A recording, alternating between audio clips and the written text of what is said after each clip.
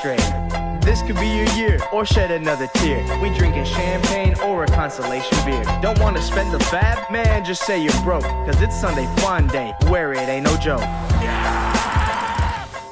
Good evening. This is your Commissioner speaking. And welcome back. Welcome back to episode 5 of the Sunday Funday podcast. And as always, I'm joined by my co-host, Coach Seeks.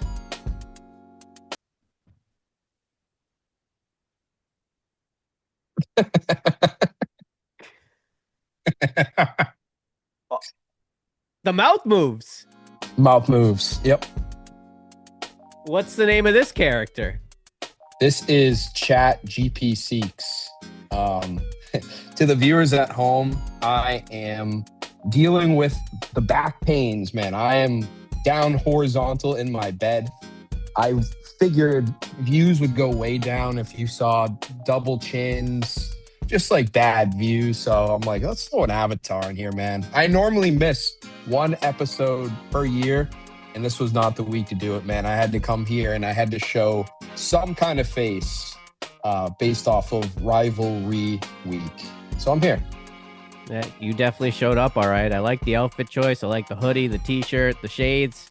And I don't know what it is. You must be vibing with AirPods in because you keep rocking back and forth. Brother, man, I'm just ready to go today. Well, we have a lot to talk about, don't we, Coach Seeks? Don't we? We have tons, man. We have tons. So before we can move ahead, we have to look back, don't we, Coach Seeks? We have to. So why don't we take a look back at what happened? And what week was it, Seeks? Week 5, the rivalry week. Hit it! I'm not Can you sway back and forth faster? Yeah. You know where I'm going to start, don't you? I knew it was coming. You knew it was coming. And usually we pass the ball to the loser in this one. But I'll give you a break here. I'll take this one. I'll take one for the team.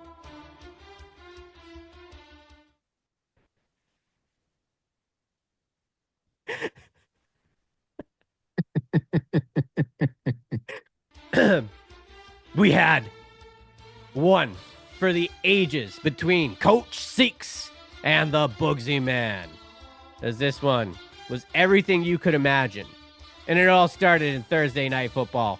Puka Nacua got the commissioner up to a lead. Sunday came around. We had the London games. Commish was feeling good. And then the afternoon games hit, and here comes Coach Seeks. Coach Seeks, Coach Seeks. He had Rashid Shaheed, 87-yard touchdown pass. Sam Laporta, he had 1 or 2 touchdowns. He had a great game. He had a great game. No, Seeks, I'll show the screenshot. I sent Coach a clip of just a guy clapping, and I was like, you guys showed up today. And Coach Seeks, what'd you say? No. All right. You're pretzeling right now. You were politely bowing out. No. You were. Your goose was cooked at that point. I feel like if I was bowing out, I would have done good game, Coach. Good game. You didn't GG me. It was like an undercase GG via gifts. And listen, man, you did a good job recapping it thus far. Let's call it exactly what it is. This was the closest matchup you and I have ever had. Ever. And ever. And it came down to Patrick Mahomes chasing Monday Night Football. And it was one of those games that I had my actual calculator out. If he gets another completion, this is what he needs to do. He throws a pick 6. And he ended up just getting enough points, the 28.72, to jump you up decimal points ahead of me. And all I have to say is this is probably the last week that Justin Herbert gets the nod. You have no idea how bad it hurt to look down and see that 36 points from Mr. Dak Prescott himself. But again, a game is a game. You beat me with the players that were out there. A big congratulations to you, man. And yeah, that's it. I mean, a couple of pointers I want to point out on your side of things. Stephon Diggs, what a game. What a game. 24 points. And on the other side of the ball, we had James Cook. Rare dud. You're not going to see that a lot of him. Look, Coach Seekz and I walking away from this game feeling very good about our teams, feeling very good about our season, and most of all, most importantly, feeling very good about seeing each other again, not in the regular season, but hopefully in the playoffs. Week 13, baby. Let me ask you one quick question before we say our goodbyes to this matchup. Yes, sir. Would you rather have the rest of the year Stephon Diggs or Lad McConkey? Lad McConkey. All day. Oh God. You would pick Lad McConkey. Stephon Diggs is coming off an ACL. He faced Buffalo in Buffalo. Revenge game. I want to see it continue. As a Patriots fan, I do. But Lad McConkey, man, he's just getting started. We'll see. Who's got the better quarterback? Dude. You got me. I got you. Final one here. Bugsy Man 156 to Seekz' 155. GG's, my friend. GG's. Jeez, there we go. I'll take this one, Coach Seekz. We got a tribe called Brave. Oh, wait. A tribe called Brave. As they took on Sunday, Bloody Sunday. Talk about pickup of the week, Coach Seekz. Brave picking up Rico Dowdle. 32 points for her. Led the way. I mean, that came out of nowhere. Absolutely nowhere. The biggest headliner here was the Thursday Night Football game for Brave. She had 62 points combined between Matthew Stafford and Kyron Williams. Highest point total of the season without Bijan Robinson. Super impressive on Brave side of things. And then to Sunday, Bloody Sunday, Javonte Williams. He just keeps crushing it for that team. He really does. Could be dark horse, late round pick of the year. Darren Waller, where did he come from? I didn't even know he was still in the league, but he's looking like a every week starter for the tight end position. Huge for that team, as well as Baker Mayfield. Just continues to ball for Sunday, Bloody Sunday. I think Sunday, Bloody Sunday still is a good team. They just got to get through some obstacles, and they'll be just okay. But wasn't enough in this one, as Brave escapes. This was a landslide. 187 to 129 final. I think it's appropriate that I take the Dog Water Bowl. These are two champions that have bested me in the past, as we had RMO taking on that salty Snapchat king himself. Just like our matchup, this came down to pure decimals. I feel like a lot of the league was going on RMO's side, hoping that he did, in fact, get that first win. And he had a few guys to think of it. My guy, Emeka Egbuka. Shout out Rob Gronkowski for how he, too, pronounced the name. 31 points, 160 yards, and a tutty. Another benefit of a injury. Jalen Waddle, love him the rest of the year. He, too, got a touchdown. But on that Billy Ward side, dare I say, is Jamar Chase back? ? New QB. Oh, Billy Ward, I see you, baby. 29 points for him. Tua, his team may stink, but he didn't this week. 28 points on his side. Billy got just enough to get the dub. 136 to 135. Shout out Billy Ward. I know he watches the pod. Yes, he does. All right, let's take you over to our beloved Kevin and James as those Tiger Shacks. They took on Brando's Country. Let's ride. Matchup player of the week here. It's got to be JSN, Coach Seekz. That guy is a baller. 27 points for those Tiger Shacks. But on Brando's side of things, no Lamar, no problem. Justin Fields filled in nicely. 29 points for him. Michael Carter, big waiver wire ad. Props to you, Brando, for doing that, for making that addition. We had, I don't know how to say, I put Joe in here. No, they call him Bill, right? Bill. Why did I say Joe? He put Joe in all caps. 27 points on the bench. That one hurt for Brando. If he had him in there, it might have been a different outcome. Tiger Shark side of things, injury bug continues to hit this team. Brenton Strange, He's going to miss some time. We need to get Team Mac going. But we had Gibbs. We had everyone else rolling. Tiger Sharks get the win here with a 128 to 115, and they stay atop of the standings, Coach Seekz. Speaking of the top of the standings, this last matchup here featured two teams at the very top of the standings, as you had those Wookiees of the year taking on Scotty Q. And Wooks, he took this one kind of personally. I truthfully, he's been talking so much smack. I'm playing him this week about Jonathan Taylor, rightfully so. 3 rushing touchdowns. Oh my God. 31 points on his side. Travis Kelce also, I want to highlight him, showing a little bit of some life there. On the Scotty Q side, all is not dark on his side. I know this was a week where he did, in fact, have Josh Jacobs on a bye. T. Higgins is someone that I want to highlight because he got benched. That's how bad those Bengals were. Yeah. But a respectable performance from Cortland Sutton, a guy that, he's not your wide receiver one, but 17 points, not too shabby. Jordan Addison is starting to get kind of implemented in that Minnesota offense as well. So Scotty Q might have lost this one. He's still a 4th place seed. Wooks is a juggernaut, as we know. Yes. 141 to 128. Those Wooks, man. Those Wooks. All right, well, Coach Seekz, we don't have a coach interview this week. We're going to keep things rolling. Sound good? This sounds perfect, man. Let's go! Just rocking back and forth. Yeah, I love it. I love it. You go this way, I go that way. All right, Coach Seekz. Let's start with this matchup here. Let's take you over to the 10 seed versus the 1 seed, Coach Seekz. RMO taking on those Tiger Sharks, Kevin and James. Well, I wish I could say it was an easy road for RMO. He is sitting Nico Collins this week. And on the Kevin and James side, they're really getting in here, and they're telling their players, just do what you need to do. He's looking at his Jamar Gibbs matchup against Kansas City's run defense. He's looking against Jalen Hurts teeing off on Thursday Night Football.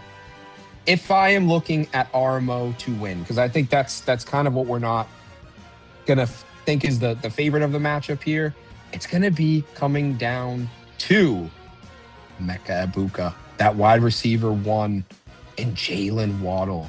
Those are his wide receivers that he's really going to be leaning on the rest of the way. I did see that he spent some money on Tyquan Thornton as he's going to look to be a part of a shootout against Detroit. It's so hard not to pick Kevin and James. I have to. My gut says that I have to. But this could be one of those trap games where you could see a 10 beating a 1. Totally. I'm not going to go with it, but we'll see. Shout out RMO. I think it'll be a good matchup for you this week.